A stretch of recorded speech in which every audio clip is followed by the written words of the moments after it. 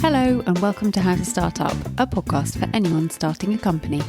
This is a collection of conversations with people who have all successfully started, run and even sold their own companies, sharing not only professional but personal experiences on what we should be doing now, next or never. Today we hear from Inge Theron, founder and creative director of FACEGYM, the wellness brand pioneering the non-invasive facial workout. After 11 years as the FT Wellbeing, Beauty and Spa writer, Inga became aware of the increasingly invasive nature of cosmetic procedures. Following extensive research, Inga founded FACEGYM to help people age confidently. Having provided over 200,000 workouts at 11 global studios, Inga shares her advice on how to build a brand at pace, what she would go back and do again when it comes to process and structure, and why people and trust are everything when starting a business. Hi Inge, thank you so much for your time today on How to Start Up. It's wonderful to have you. I'd love it if you could kick off with a brief introduction as to who you are and a bit about the business that you started. So my name is Inge Theron and I'm the founder of FACEGYM. FACEGYM is the world's first and original face workout. We offer high performance skincare and tools, but we started our life 8 years ago in Selfridges with this incredible concept of basically taking your face to the gym. We designed this gym studio and we've been off to the races ever since. But how did you come up with the idea? Where did it first start? I think like all great ideas, it comes from a real personal passion and a personal need. And so I was sort of, looking at 40 down the barrel, having been writing for the Financial Times as the spa junkie for many years. I had gone through an evolution on this journey where I started very holistically, but near the end of my tenure, I was doing a lot of the newness and the innovation, which was very injectable. And I just realized that actually I was looking worse than before I started. I was aging myself because I was just probably doing too much, because I was the human petri dish. I was trying all these things for you guys, so you didn't need to. And then I just realized that actually there is a right time and a right place. And I've never been against anything, but I thought there must be a better way. There must be a more positive, skin confident way to age. And I use this analogy: when you're preparing your summer body, you don't go and get a tummy tuck. You'll probably go and get a couple of gym sessions in, or maybe reduce some of your sugar. So why, when we're in our 18s or in our 20s, or we're already going for mini facelifts, every injectable under the sun, could we not approach this in a more holistic, slower beauty way? And that's when I decided that, I wanted to treat my face like my body and take my face to the gym. And that's basically how it came about, because I was seeing such incredible success from doing hybrid fitness, and my body was looking great for my age. It was my face that was just not looking good. And anyway, I reversed that. Now I feel great for 47. And I love the fact it does what it says on the tin. You see the branding FACEGYM and you very quickly work out what it's all about. But it's obviously until you experience it, you really realize what it's all about. But what has been the biggest challenge for you in starting FACEGYM? So I think, to your point, in the beginning, it was such an out there concept, even though it really shouldn't be.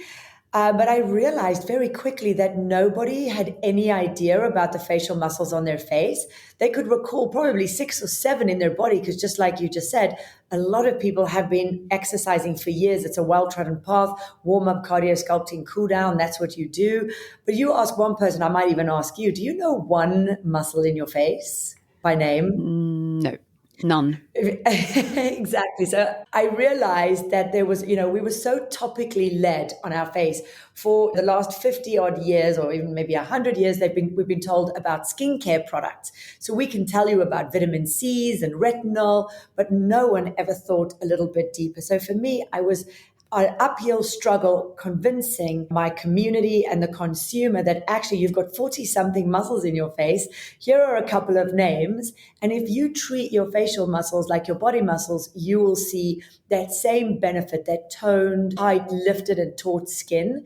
And then that was the most difficult initial issue for us. How did you do it? What was the solution? It was basically, I think first and foremost, I needed to be very, very clear with my messaging. A workout, not a facial. It was a gym, not a beauty parlor. And so to do that, I used lots of visual aid. As you said, the name was genius. And so I wanted to stay true and really simplistic. And I thought, okay, I want this. The only way I'm going to sell this to people is if it doesn't feel gimmicky. It needs to feel truly authentic. Yeah. So I created these gyms. The first thing I did is I broke the walls down. I was like, we are done with that French facial. We do not need to listen to whale music and sit in a room when actually we should all be coming together. I want to hear Wham and ABBA and Whitney Houston, and I want to be fast, and I want to be cheaper, and I want to be better, and I want to combine fitness, beauty, and wellness in one concept. And I wanted to feel like a community, because you can hear the person next to you complaining about certain things that you're going through, and that secretly empowers you because you're like, oh, I'm not alone. And there's something about sitting together in a room where your shared energy fills the space that just is so empowering. And so I think that went a long way. The actual protocol that I designed, as I mentioned before, I wanted to make it an easy adoption. So I did a warm-up, cardio, sculpting, and cool down, which is exactly what most people do in the gym. And they understood that. And then, of course, it was results first, because that's the ultimate thing. If I was able to show people that they could get instant results in lesser time using some of these incredible technologies that I'd found over my years of working at Financial Times, then we would be successful. And so that was really clear, and that really helped. And it's that clarity of knowing your mission, vision, and then manifesting that through all of your creativity, and it being very clear on the expression on all touch points. I think that's important when you've got such an out there idea. Well, I was going to say, it's something that hasn't been done before. So how do you reach your future client? Because they wouldn't know that they needed you yet. Absolutely. Was it social or LinkedIn or networking or PR or marketing? Like, what for you was a really good turnkey moment in that brand awareness? Yeah, I was very fortunate having had a bit of a profile already, but bear in mind, I was undercover for the Financial Times. So no one actually knew it was me. Of course. But so I was just called Spa Junkie. So I was fortunate that Selfridges took an interest in this concept very early on, and they were my first backer. In fact, I got a call from them because I'd had a conversation with a friend on the beach in Tulum the night after I came up with the idea. She told Selfridges, they called me to say, we hear you have a face gym. And I'm like, I do? Yes, of course I do. I do have a face gym. And they're like, what is it? I'm like, it's a gym for the face. And they were like, well, if there is a gym for the face, we need to launch it. At that point, I was like, well, I better go and create this thing. Wow, as quick as that. I booked the next ticket back to London. And I think obviously launching in a place like Selfridges, having that endorsement from such a brand synonymous with breaking trends was a really big moment for me. So how long from that moment, that conversation in Tulum to launch day was it? Okay, well, there we go. The original sin. That was way too little. That was 6 months. My goodness. Ideation to launch. And would you advise that for a new founder, just to get it done?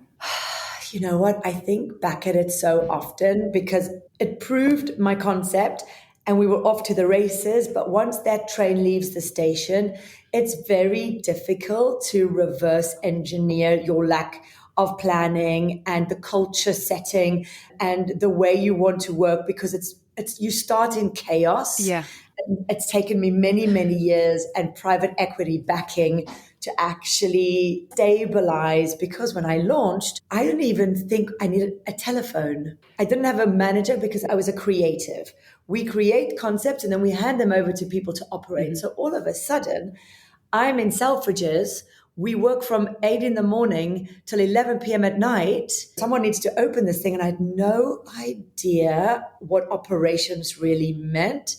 And to this day, I think it's one of the shortfalls or the things that I learned too late is just that great ideas are really only kind of 1%, and then it's pure execution and operation. So if I could start again, I probably would do it all over again, because when you do get that moment, you've got a great idea, you've got a big backer, you've got someone that wants to give you a bit of money, then I think you run at it. But then I would have probably paused, set up the business properly, with structure, with office, and then run, I wouldn't have just continued. But Selfridges was super keen to keep us, and we just continued. As if you'd say no. And also hindsight's a wonderful thing. Exactly. I think my favourite expression is experience is what you get after you've needed it. Exactly. It's like, and obviously it is done you no harm either. I think it might have been a bit more stressful maybe than it could have been, but you've built such an incredible brand, and with that I feel like the branding is so key to what you're then communicating. Do you have advice for people about how to go about working with people to help them on branding? Like, how did you get that so nailed? So when I first started,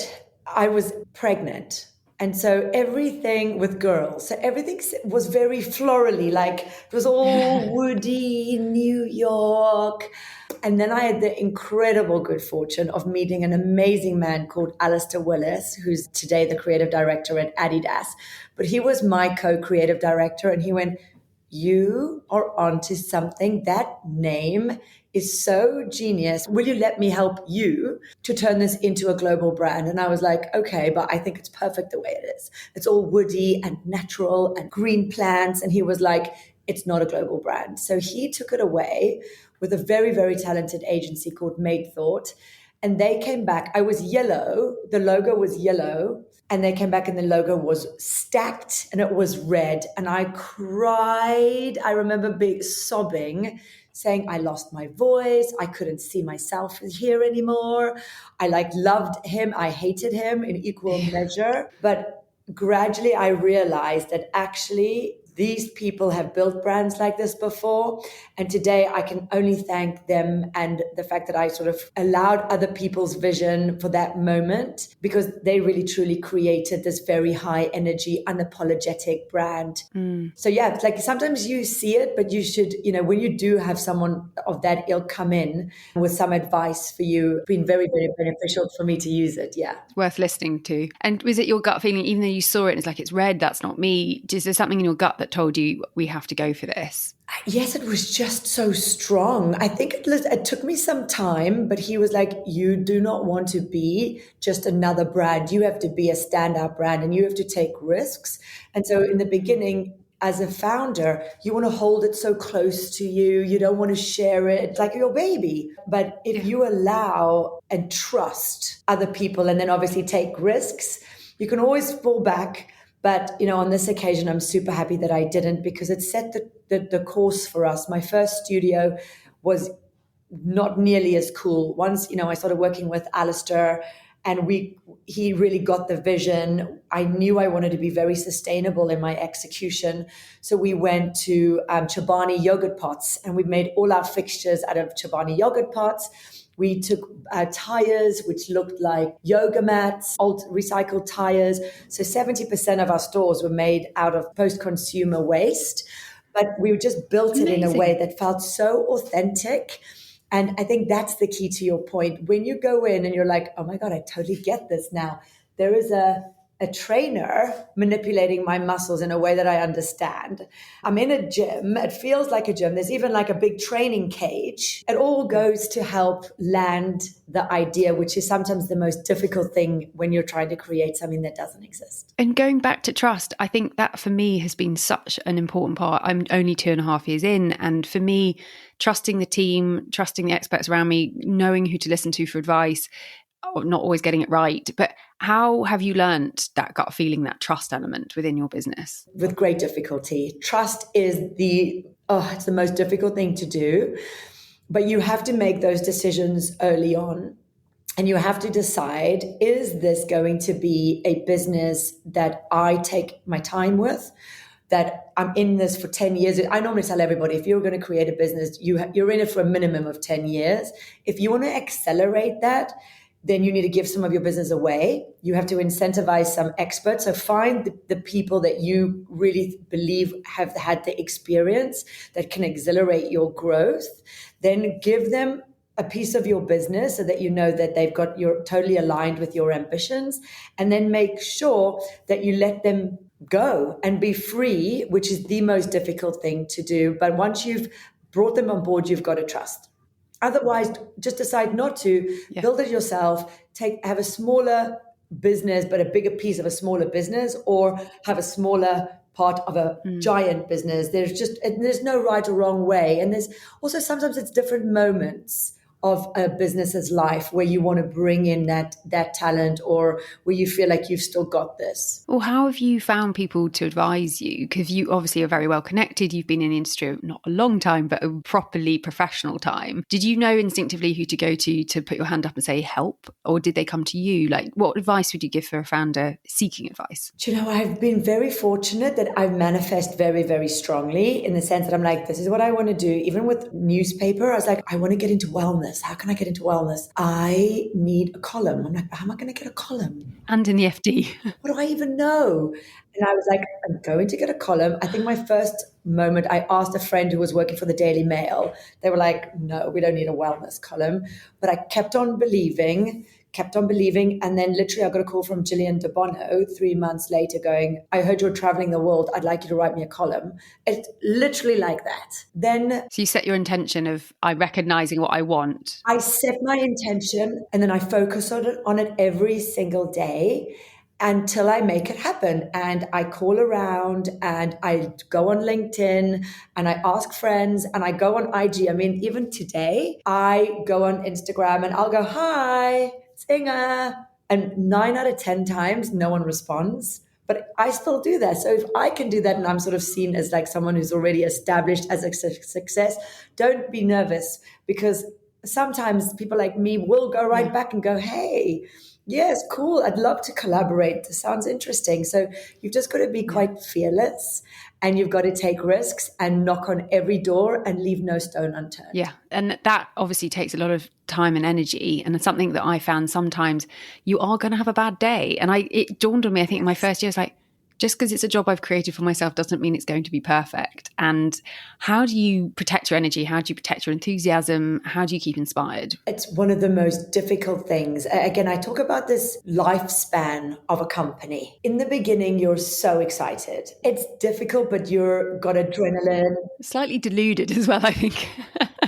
It's new, it's exciting, you're ready for it. The middle part for me is when it's really, really difficult, because it's too late to turn back, and I can't see the light at the end of the tunnel. And I'm now so deep in, I've put so much of my own money, so much of other people's money, and it's that grind. Because now, after 6 years, you've said the same thing day after day. And that, remember, is success. You have to continue flogging your message, one face at a time, or one whatever at a time. You've got to literally keep fighting. And that, I think, is what's really, really difficult.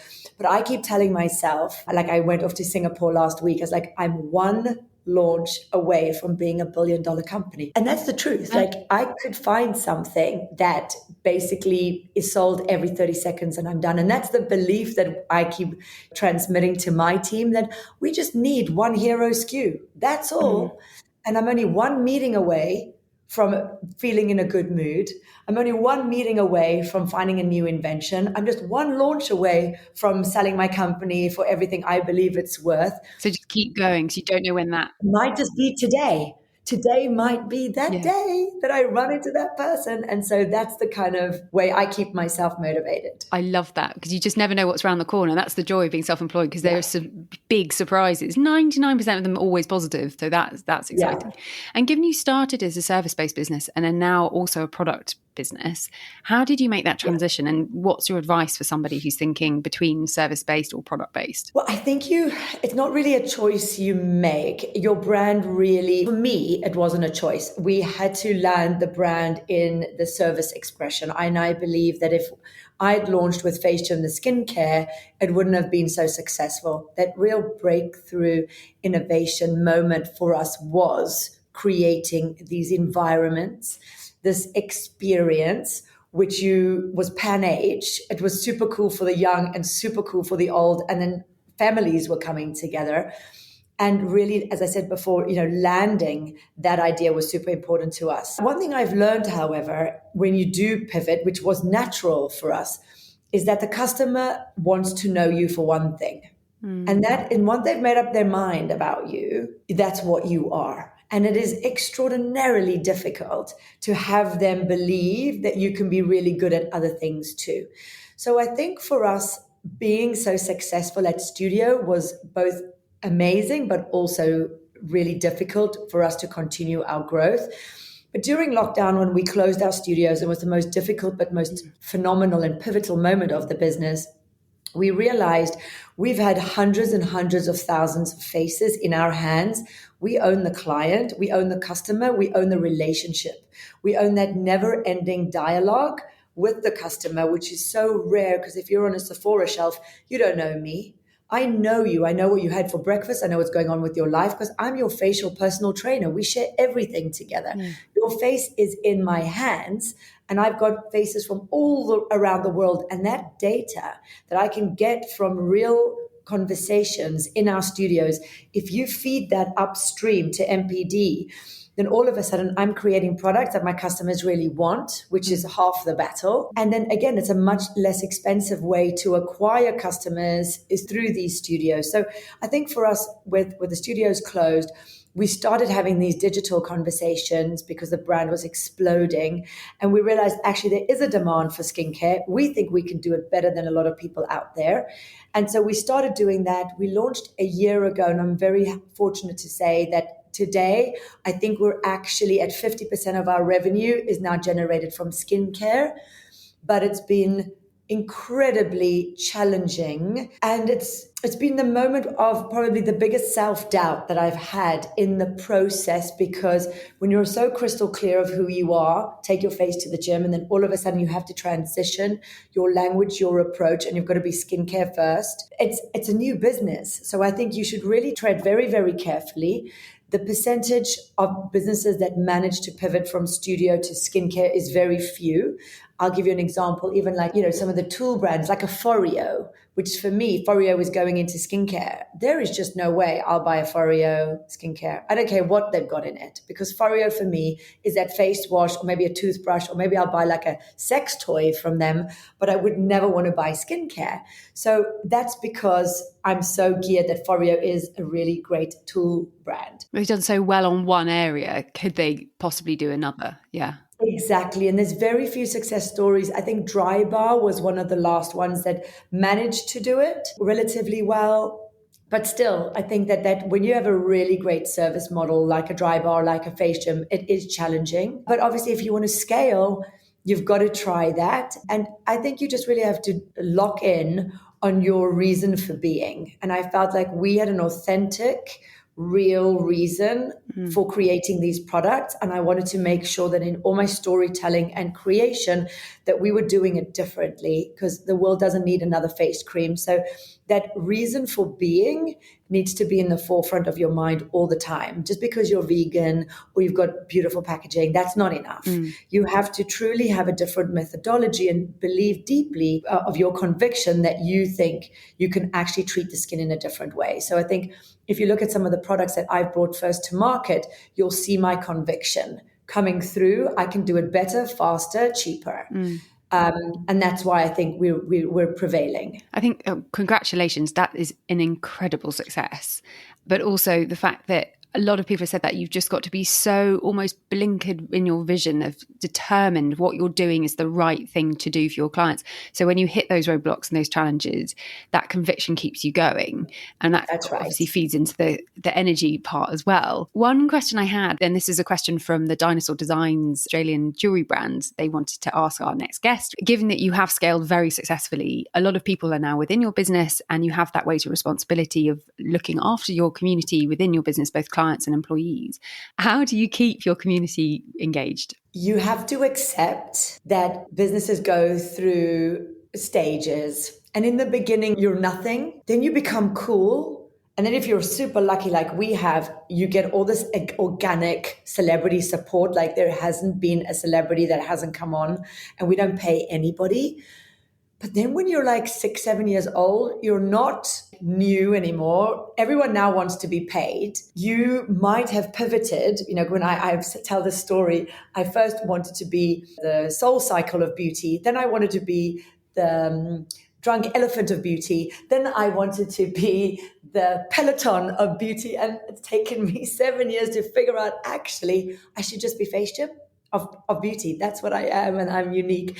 So you go through these moments, and so you have to take your customer on that journey with you, co-create. That's really the most exciting thing about having social media now, is having this never-ending conversation. If you are a D2C, use all of your platforms, ask questions, take them on the journey, bring them into the kitchen with you. Here we go. I've got these 2 products. Do you want it in pink or you want it in green? Do you think you want this? Do you want it to brush your teeth and make you a cup of tea?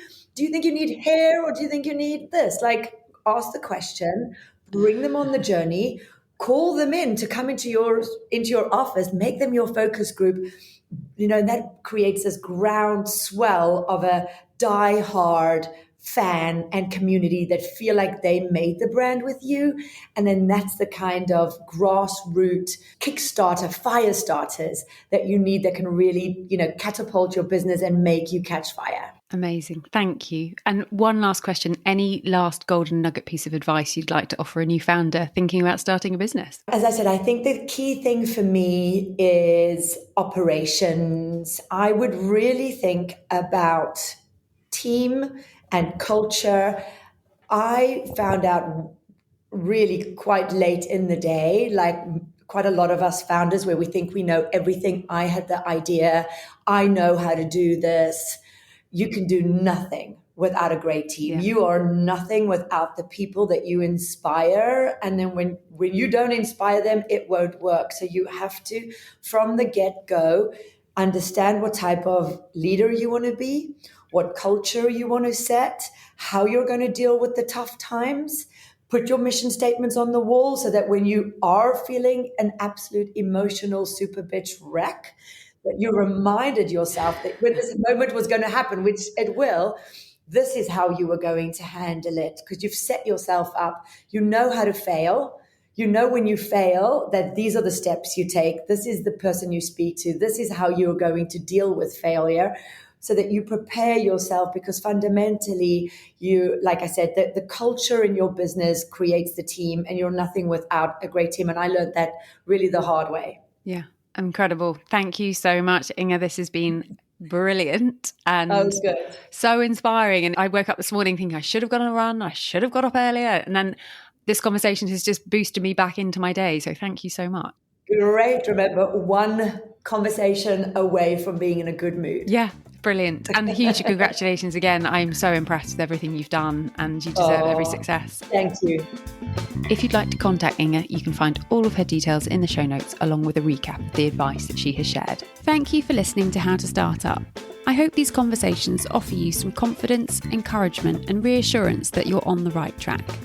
If you've enjoyed this podcast, I'd be so appreciative if you were to rate, review, and subscribe, as it will really help other people starting a company discover it.